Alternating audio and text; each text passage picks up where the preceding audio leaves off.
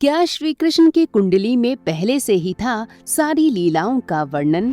कृष्ण की कुंडली में ऐसा क्या खास था जिससे उनके जीवन की हर घटना जुड़ी है? हम सब श्री कृष्ण के बारे में जानते तो हैं ही कि कैसे वे सबका मन मोह लेते थे, पर उनके जीवन में इतने कष्ट क्यों थे?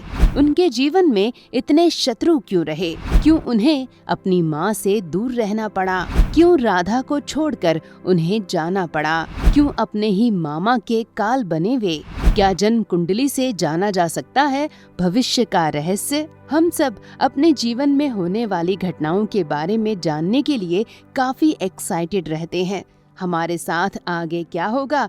क्या हमें वो मिलेगा जो हम चाहते हैं? हम सभी ने कभी न कभी अपनी लाइफ के बारे में जानने के लिए किसी ज्योतिषी को अपनी कुंडली जरूर दिखाई होगी, और अगर नहीं दिखाई तो हमारे पेरेंट्स ने हमारे पैदा होते ही हमारी कुंडली जरूर बनवाई होगी। किसी भी शुभ कार्य से पहले, जैसे शादी हो, तो कुंडली को कंसल्ट जरूर किया जाता है। आपने अपनी कुंडली के दोष के अकॉर्डिंग कई उपाय भी किए होंगे। कुंडली में बने सभी योगों से किसी के भी जीवन रहस्य को जाना जा सकता है। इन योगों और दोषों से हम अपने जीवन में आने वाली कई चीजों को सुधार सकते हैं। बात करें श्री कृष्ण के जन्म की, तो भाद्र मास की कृष्ण पक्ष की अष्टमी तिथि को रोहिणी नक्षत्र में रात्रि 12 बजे हुआ था। भगवान श्री कृष्ण की कुंडली वृषभ लग्न की है। कुंडली में मौजूद थे 5 महायोग। भगवान श्री कृष्ण की कुंडली में रूचक योग, भद्र योग, हंस योग, मालव्य योग और शश योग बने थे। रूचक योग कुंडली में हो तो व्यक्ति साहसी और पराक्रमी होता है। ऐसे लोग तत्काल सही निर्णय लेने में निपुण होते हैं। ऐसे लोगों में प्रशासनिक कुशलता पाई जाती है। भद्र योग कुंडली में हो तो व्यक्ति को बुद्धिमान, चतुर और मीठी वाणी वाला बनाता है। ऐसे लोग अच्छी सलाह देने वाले भी होते हैं। हंस योग कुंडली में हो तो व्यक्ति को सभी प्रकार के सुख प्राप्त होते हैं। ज्ञान आध्यात्म का जानकार होता है। मालव्य योग कुंडली में हो तो सौंदर्य कला का प्रेमी होता है, कलात्मक होता है। यश योग कुंडली में हो तो व्यक्ति न्यायप्रिय, कूटनीति का माहिर, लंबी आयु वाला होता है।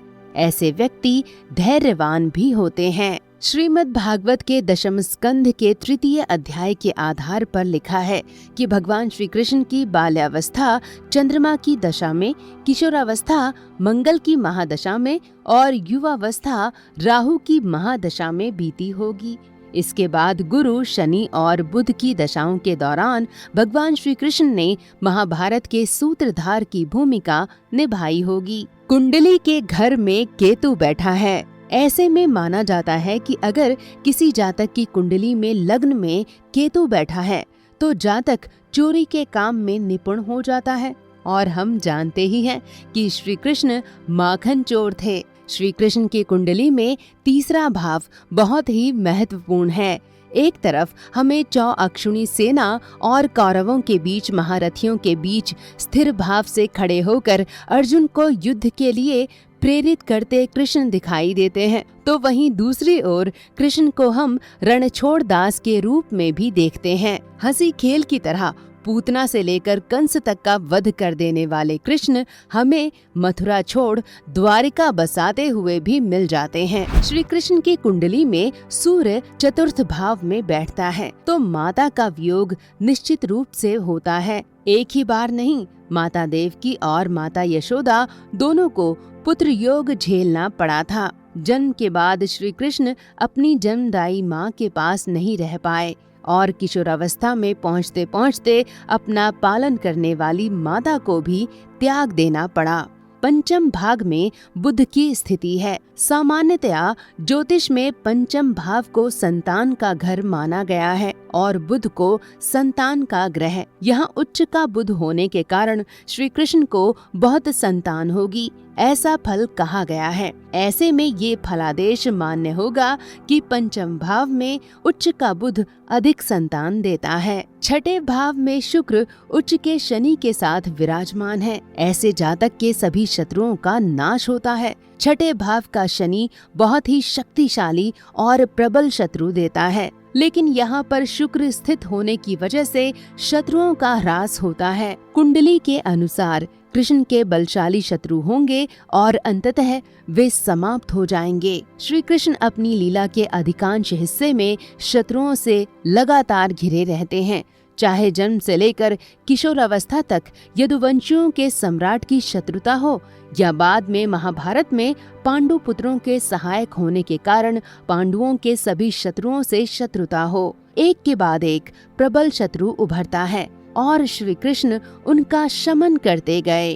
भगवान श्री कृष्ण के छठे भाव में तुला राशि है। ये भाव मामा का भी है। करीब 11 साल की उम्र में श्री कृष्ण कंस का वध करते हैं। यही अवधि होती है जब जातक के मामा का नाश होगा। यही चतुर्थ भाव में स्वराशि का सूर्य मामा का नाश करवा रहा है। सप्तम भाव में राहु के कारण एक से अधिक संबंध बन सकते हैं, लेकिन यहाँ राहु होने के कारण श्री कृष्ण के साथ अनेकों स्त्रियों का नाम जोड़ा जाता है। एकादश भाव में सूर्य किसी भी जातक के बड़े भाई और सखाओं के बारे में बताता है कि इन दोनों का ही प्रमुख रूप से अभाव रहेगा। श्री कृष्ण से पहले पैदा हुए 7 भाई बहन कंस के कारण मारे गए। बलराम को भी अपनी माँ की कोख छोड़कर रोहिणी की कोख का सहारा लेना पड़ा। सगे भाई होते हुए भी सौतेले भाई की तरह जन्म हुआ। बाद में समयंतक मणि के कारण श्री कृष्ण और बलराम के बीच मतभेद हुए। माना जाता है कि भगवान श्री कृष्ण की कुंडली वृषभ लग्न की थी, जिसमें उच्च का चंद्रमा विराजमान था। ज्योतिष शास्त्र के अनुसार अष्टमी की तिथि का चंद्रमा पूर्ण बली होता है। चंद्रमा की 16 कलाएं होती हैं। रोहिणी नक्षत्र में चंद्रमा अति प्रसन्न रहता है। इन सब शुभ संयोगों के कारण भगवान श्री कृष्ण बहुत सुंदर और आकर्षक थे और चंद्रवंश का प्रतिनिधित्व करने में सफल रहे। इस तरह हम देख सकते हैं कि कुंडली को देखकर जीवन के कई रहस्यों का पता लगाया जा सकता है। उम्मीद है आपको हमारी ये कहानी पसंद आई होगी। ऐसी ही और इन्फॉर्मेटिव वीडियोस देखने के लिए सब्सक्राइब कर लीजिए हमारा चैनल द कर्मा।